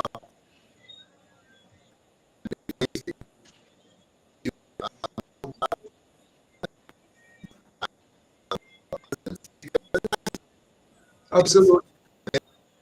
Here's the agenda item. Maybe the agenda item is gender equality. Maybe it's human rights in order to push any particular type of right that they're talking about. Maybe it's a change to our curriculum in our schools. Maybe it's a new law they want our government to pass. And they come and they fet you. And then they put you in work, sit in these working groups and you have discussions. But guess what? They provided the information for the discussion already. They planted the seeds in your mind, and they show you a PowerPoint and plant the ideas in your mind. And then they say, you're going to put together a document which you're then going to send to your politicians, to your government, to say, this is what you want done. And then at the end of the sessions, they give you a thick manual and say, here is your work. This is the work that you have done that is saying you want these changes in your school curriculum or in your laws or in whatever. And then now you sign off on it as a licky, hungry belly civil society group member. You sign off on it and said, yes, I, where you are, is in full support of this agenda for my country. And oh, no, we are the ones that are putting this forward to our politicians. By the way, our licky, hungry belly politicians already know what was coming because they were first flown overseas and feted and fed and put up in nice hotel and given fluffy pillows to come back home to Jamaica to enforce the colonial masters' agenda in our laws, in our schools, in our healthcare system. And then the civil society groups now with their belly full and the politicians with their belly full come together and tell you, oh, Jamaica has a new law or a new idea or a new curriculum that we're going to now put in place. And we twist the name a little bit. Maybe we'll call it NIDS when it was something else. Maybe we'll call it whatever school curriculum when it was something else. We twist it a little and make it a little sound in Jamaican maybe. Sometimes they take it verbatim, 100%. And then they implement that on us. And we, the people of Jamaica, the 49% or 63% who aren't voting, we have no idea. We just send our picnic to school and then stuff them head with foolishness. We just take ourselves to the hospital and suddenly sick, and they just pump us with whatever they want to pump us with. And this is the kind of Jamaica that these two colonial parties have been leading, one where they sell us out to other people while telling it's them destroy our agricultural sector now. They come with their free GMO seeds and give it to our farmers, with their free fertilizer and give it to our farmers, and wipe out our organic industry and replace it with one that requires high inputs, high cost of inputs, which is not maintainable, not sustainable, and is actually destructive to the soil of Jamaica. And our politicians from these two parties have led us year after year down these paths. And as our economy gets less and less and less and less and less productive, as our people get poorer, they keep implementing more laws and more rules and more regulations that the foreign masters tell them to put on us, like the banking regulations, which take away our right to have a bank account. And then they can select who they're going to give a bank account. We have a right to have a bank account. Nobody should be saying you can't have one because of XY. Once you are a Jamaican citizen, you're born in this country, you should have a fixed address because you live somewhere, and you should have a bank account. But they take these things away from us. And we, the people, actually accept it because them dumb us down in school and tell us that what these men in jacket and tie tell us, we must accept it as being rule and law. So if them tell us that we must go to the police and get permission to walk on our road, then that must be right. Then this is one person, Joseph L. Patterson. I will never accept that anybody has the right to tell me if I have permission to walk on my streets, carry a placard in my hand, and shout from the top of my voice that I'm concerned about a government taking away my rights. And if we can't get this by the ballot, we're going to take it another way. Well, just to say that on that same day that you were arrested, I was pepper sprayed. And a couple weeks after, a week or so after, I went to Indicom, and I reported the matter to Indicom. Indicom took almost a year before they finally finished their investigation. I want to see the report because I'm going to sue the government for having pepper sprayed me. I was not violent. I was not resisting arrest, as in my constitutional right to freedom of movement, and I was pepper sprayed. But Indicom has not given me the report. Indicom has sent the report to the Director of Public Prosecutions, who admit to me that it's Indicom's duty to give me the report, but Indicom is not giving me the report. And so I have to wait until the DPP finally makes their assessment of the report. And I want to go before the courts. I want to sue the police. I want to sue Mr. McGregor, who was in charge of what was going on there, for having pepper sprayed me. I am not the only one who has been pepper sprayed, over a period of time. Nzinga King was pepper sprayed. She was just out there. She was in a car. The police put the pepper spray in the car and pepper sprayed everybody because they wanted to arrest one man. When she got out of the car and verbally confronted the policeman, he arrested her. She has a right to freedom of speech. You have a right to protest verbally if somebody is doing you something and abusing you. And what the next thing you know, she goes to the police station because she's arrested, and they cut her locks. And we have to remember that this thing against locks in Jamaica is racist, is part of our racist colonial history. And children have been excluded from schools because they wear their hair natural and they wear their hair locks. And they tell them that you're going to get jonjo and lice. So therefore you must, but the Indians and the Chinese and the white children who have straight hair, they don't have jonjo and lice. And the Attorney General, Marlene Malahoo Fort, defended the school that prevented this little girl from going to school because she had locks. This is Marlene Malahoo Fort, who said that she will abridge, abrogate, and infringe our constitutional rights in order to carry out government policy. This is the kind of government that we have, that we are living under. And so therefore, I'm saying it's two wings of the same bird that are in Parliament, and we can't be switching from one to the next. The system has to change fundamentally. It has to change to respect our constitutional rights. The corruption has to go, the inadequacies and so on and so forth of the life that we live. And so therefore we have to steel ourselves, we have to strengthen ourselves, and we have to do what is necessary. We have to make the necessary personal sacrifices in order to fight for real change, revolutionary change in this country. Absolutely. If we as a people don't come to terms with the reality that we're faced with, we're going to deserve what happened to us. If we can't come to terms, I think the UIC has spent the last several years just unearthing all of these issues for the Jamaican people. And you, Lloyd, you have been doing the same thing. You have been showing up all of the issues, all the things that we need to address.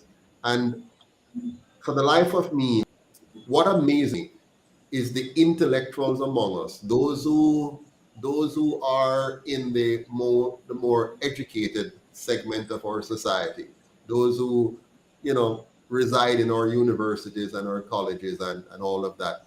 They seem very contented with the way things are. They're not opposed to it. They're not doing so vociferously or actively. And so it worries me. I think we're going to have to find a way to get the less educated to become more educated on these matters and to join us in fighting this vehemently, because we can't depend, it seems, on the people who, as a matter of fact, when you think about it, is them carry us down in the first place, because those who were a part of the Constitution that we now have, many of them were educated people, lawyers, not so. We had lawyers. I think Norman Manley was a lawyer. We had David Core. We had all these brilliant men and women, including now Marlene Malahoo Fort, who are quite committed to the colonial ideals. Because if you notice what happened recently, we have 12 days of mourning right now. Why? Because they're trying to instill in our minds that we need to pay homage, we need to show great respect and regard for those who destroyed our people, enslaved our people, robbed our people. No, we shouldn't look at it that way. We're supposed to see this dignified, duty-bound person who is worthy of all adoration and praise, in the same way we worship deities that look like that. Eh? And just the other day before she passed, they brought to us some of her offsprings and say, you should, for want of a better word, worship these people. It really angered me when I saw you have people like Lisa Anna, who plays both sides of the boat, who on the one hand was beside herself to worship these adorable folks. And now today, when they see the wind blowing a little differently, they start to say a little something different to kind of placate the people. But we should see them by now for what they are. We've had 78 years of this. We should now be clear. But unfortunately, I'm not seeing that level of clarity yet. I mean, I know the UIC hasn't been able to reach right across the country properly. But even people who we have reached, I saw them when they were under the heavy burden of the recent medical emergency. They listened to the UIC. And as soon as that immediate threat seemed to pass, then they're right back on the bandwagon again, right back again, riding that horse as if the horse never nearly just killed them a while ago. So it's really worrying for me. It's really very unsettling to see some of our people lacking the mental fortitude to be able to see what has been done to them and to say, no, man, I have to be careful. But anyways, we've gone way past our time now. It's now one. But let me just say very quickly that revolutionary change is not easy, right? And you have a duty to educate, to organize, to mobilize. And you, the revolutionary, has to be willing to make personal sacrifices. So we always have to hold up the people, put them on a pedestal, and try and work with them, try to educate them. We must never get frustrated. And as I said before, there are indications that the people are ready to fight. It's just that we need a program and an organization to go there and fight with them. When we look at the television at night, we see... Lloyd, hold on. We need money. Yeah, well... Seriously, because you can't organize Jamaicans without money. When you tell a man to leave him job, where him go to the road and him hustle for the day and him make $5,000. I understand that. Yeah. So let's be very. I like to be very clear. Like, this is what I like to do, Lloyd. I like to make sure the Jamaican people know the raw truth. There will not be a candidate on the ballot that says UIC, put your X beside the handshake, if we don't have money to have that candidate on the ballot. And if you don't have the money, what does that mean? That means that there's no change, because UIC is the organization that is talking about change. And if UIC can't raise the funds, then what does that mean? I look at it. No, you have to hold on, Lloyd. Hold on. No. Let's not be simplistic here. I want you to understand this. People, listen to me carefully. UIC can raise the money. We can get all the money we want. The question is, who do you want us to get that money from? Well, if we get money from the wrong source, you end up with 3 of the same instead of 2 of the same if we get the money from the wrong source.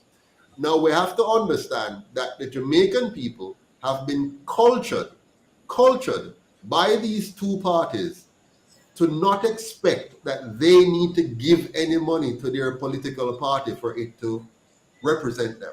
The Jamaican people don't see politicians like they should. They don't see a politician and a political party like a lawyer. When you go to a lawyer, you don't go to the lawyer and say, lawyer, how much are you going to pay me to represent me? They have gotten the Jamaican people to think that the politician must pay them to represent them. That has been etched into the minds, which is why the UIC gets 94% of its donations from Jamaicans overseas. You know why? Because those Jamaicans overseas are more aware that, hold on, we have to fund the party if the party is going to be able to represent us. Because hold on, Lloyd. The two main political parties, they represent their funders. They trick the poor to say that they're representing the poor, but they're representing the PSOJ oligarchs that funds them. The same is true for the UIC and any other third party. The people who fund it is going to own it, and it is going to represent those people. So if we, the Jamaican people, do not fund the or any other party, you can go fund the Christian party or go fund the Marcus Garvey party or go fund any party. But if the people don't fund it, that party will be a party in name only. It will never budge beyond less than 3% of the all right, voting but no, I will not accept that a name in a name only can change what needs to be changed in Jamaica. So I am saying that the UIC, I see a lot of people making comments here. You get the impression that you have a lot of supporters out there. So looking at these people, you got to tell them, hey, you have to make personal sacrifices. You have to make personal sacrifices so that the UIC can carry out the program that it really wants to do. Because we are in a revolutionary situation. You need to act like a revolutionary and you need to make personal sacrifices. You can't be a revolutionary and don't make personal sacrifices. If you're going to live big and you live in big house and drive big car and all that kind of stuff, then you can't be a revolutionary, right? You have to be able to live simple, to take the bus and so on and so forth, so that you are not constrained in order to speak the truth. And you made a very good point earlier on, that all these organizations, such as even the one by Mr. Damian King, are funded by foreign organizations. So therefore, they can't speak the truth. They can't speak the truth. Trevor Monroe can't speak the truth. Jamaicans for Justice can't speak the truth. None of these organizations can speak the truth because they are dependent on funding from abroad. So we have to make that sacrifice. You understand? Just like Sam Sharp made the sacrifice and he went around on the invitation. I appreciate what you're saying. I appreciate what you're saying. Hold on. I appreciate saying that we have to make the sacrifice, but that's almost like church talk. I want us to be real with the people. What is the sacrifice? The sacrifice is join, volunteer, donate. That's the sacrifice.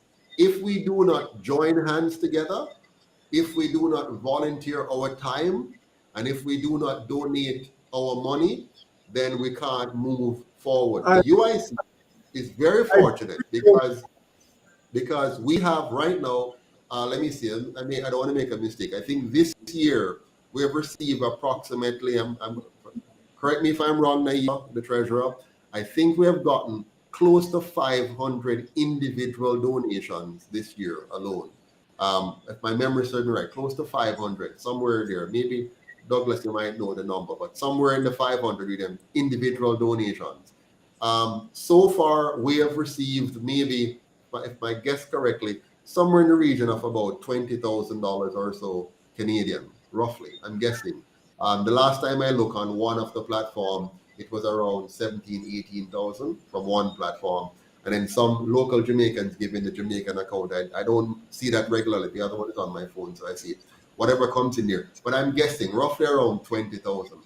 Those are Jamaicans who are making sacrifices. When a person gives $10, $5, $25, And they're the reason why we still exist to this day. Without them, we're finished. Now, just imagine if 1,000 Jamaicans would do what those few donors have done. If 1,000 Jamaicans across the world, wherever you are, give $25 US, that's 25,000 US. That means having candidates in several constituencies, because they now have refreshment, they now have t-shirts, they now have printed material, they can host a meeting in a community center. If we don't have that, my people, and I just want to be fully clear with you, I don't want to play the nice sounding game. I want you to know that if the UIC is going to be on the ballot come the next election, it would be because all the way, join hands together, volunteer in whatever way or form. Some people volunteer on committees, some people volunteer on an activity like the one we're having on the 22nd. Some people donate time, some people donate money. But if we don't do that, and if enough of us don't do that, because we're trying to overcome, $300 million spent in the last election, given to them by the PSOJ oligarchy. 300 million was given to these two parties in the last election.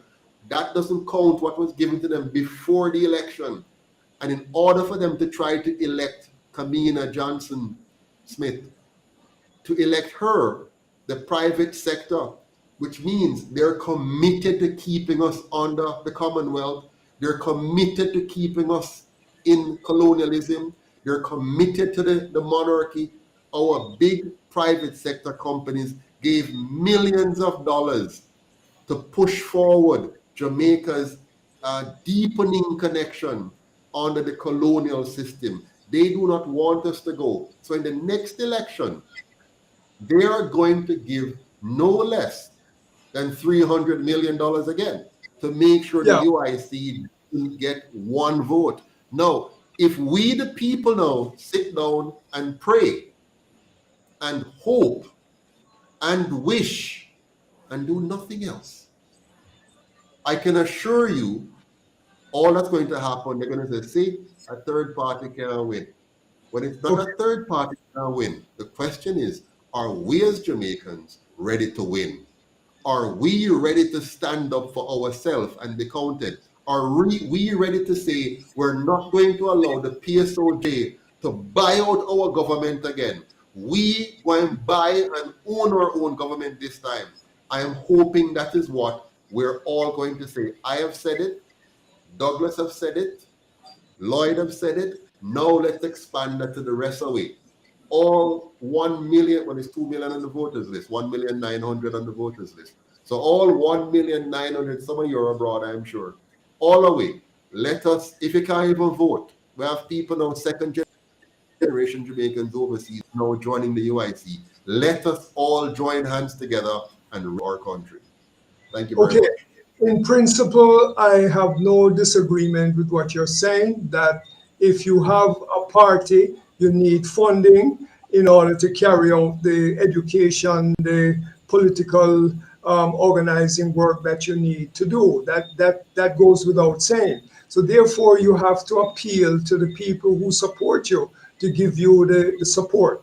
But at the same time, I just want to make it plain that those parties on the left have it even more difficult, because most people are not to the extreme left. So the people to the extreme left have a more difficult challenge in terms of doing what they have to do.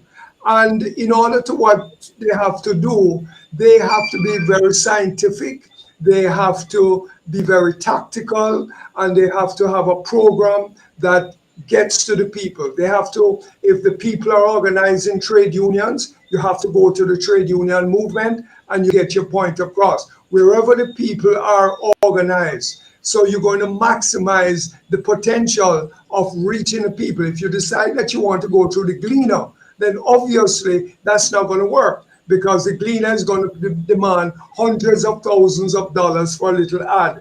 And the radio stations and the TV stations, if they don't believe in your philosophy and your ideology, once in a while they may invite you on their program.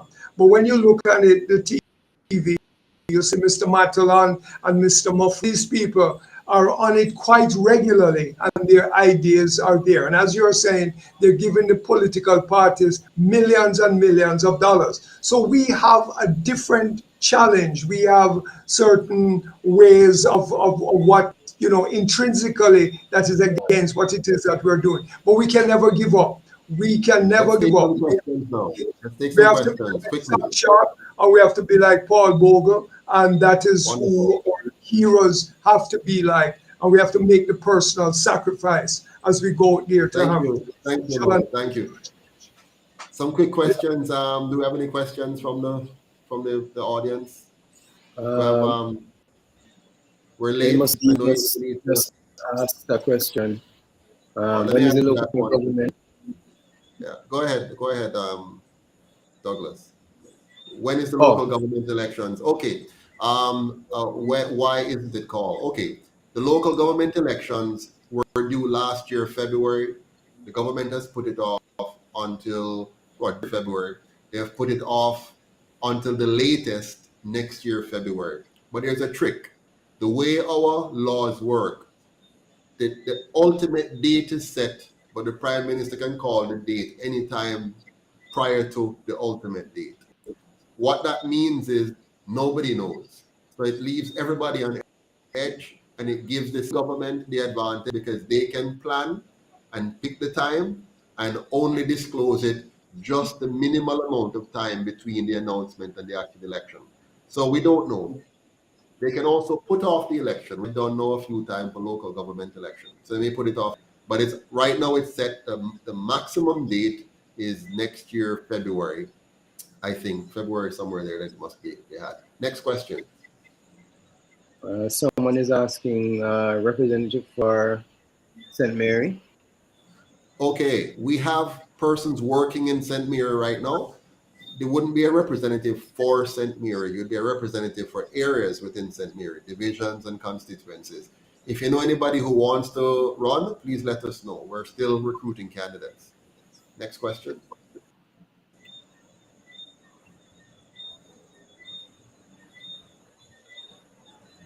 Moving very soon. All right, so Deborah was asking, how much do we need to join the ballot? All right, it's not that way, Deborah. It's not like there's a dollar value set to join the ballot. Any candidate can actually pay the minimal amount of money. I think it's probably $6 or $7 or maybe $12,000 by now as your nomination fee. I think it's $10,000 actually. Your nomination fee is 10, roughly. Don't quote me on that, but a number like that. You can get on the ballot if you have a few people nominators, but that's not the issue. The issue is not getting on the ballot. The issue is getting on the ballot and having had the resources to properly communicate with your constituents so you have a chance of them knowing you in order to vote for you. If you simply get on the ballot but nobody will know you because you haven't been able to communicate with your constituents, then you have no hope. And not just that, it's not only communication, you have to have an election machinery. So for example, if you're going to win, you must have at least 12 persons working in each of the polling divisions. In my constituency, there are 33 or so polling divisions. So I would need to put together a team of 33 times 12 if I'm going to have a serious shot at winning that constituency. If I don't have that, guess what? The other two have that and more. Next question. This question from Cordell. Taking a long while to come on the screen.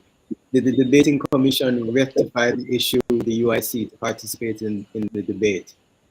Yes, they rectified it. They said that we're not on the radar. We're not. They have the power to decide who sits on the debate, and if we want to sit on it, we need to go pay about $3 million or so to get a poll done. And if we get the poll done and we register, I think it's 15% or somewhere like that. If we register 15% in the poll that we pay for, then we're hopeless. So the other polls that are done, I wonder who paid for them. I wonder who paid for the polls you're seeing now. And by the way, I wonder if the sample size of the poll was selected objectively. I wonder who are those 1,000, how much is it, Lloyd? 1,400 so they normally have that they have polled, but 1,004, and that's a representational sample.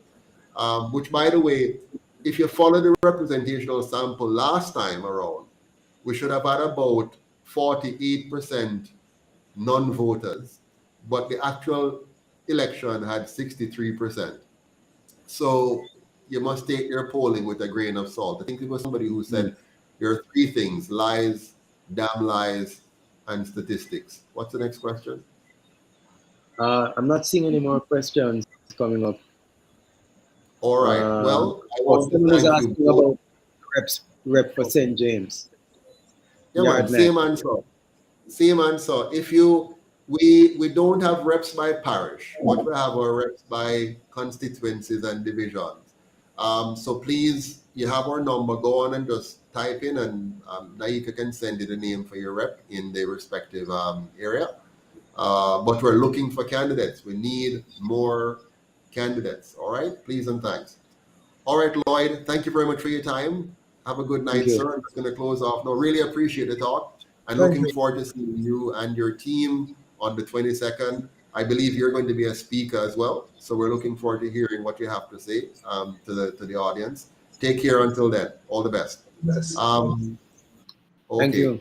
Mr. Harper, I'll let you go as well. I just want to finish up here with the individuals because there are some comments I want to read. I know it's late now and you have to go, but thanks very much for your time and appreciate it.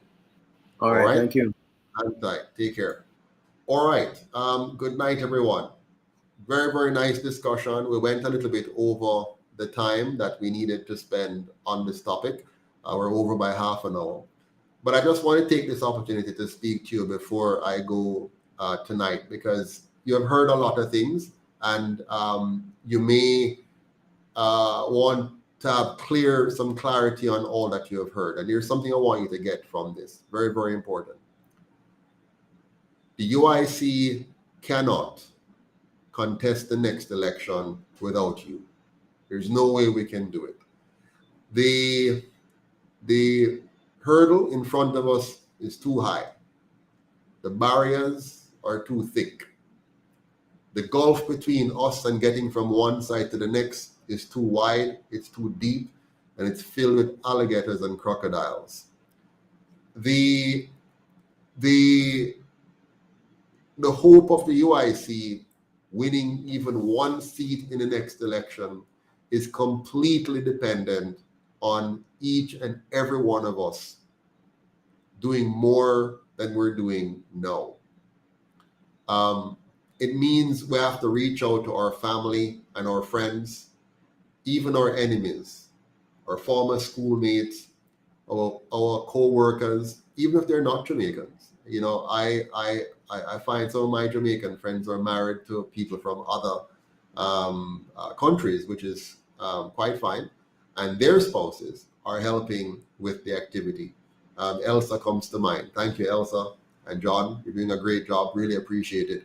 Elsa and John are right now printing thousands of leaflets for us to be able to distribute in the community and on the walk that we're going to have. Hopefully we can get all of them before the 22nd.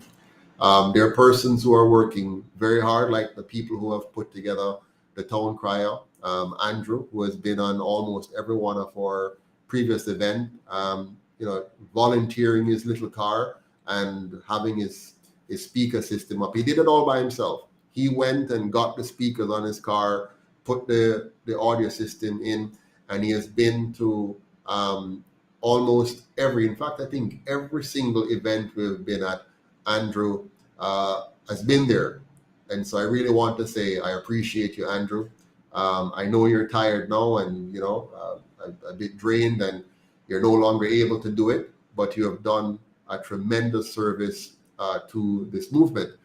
There are persons who have given countless hours to build the UIC. But unfortunately, it's still not enough. We need more people to be giving of their time, their talents, and their treasure. And so tonight I'm making a special appeal to all of you.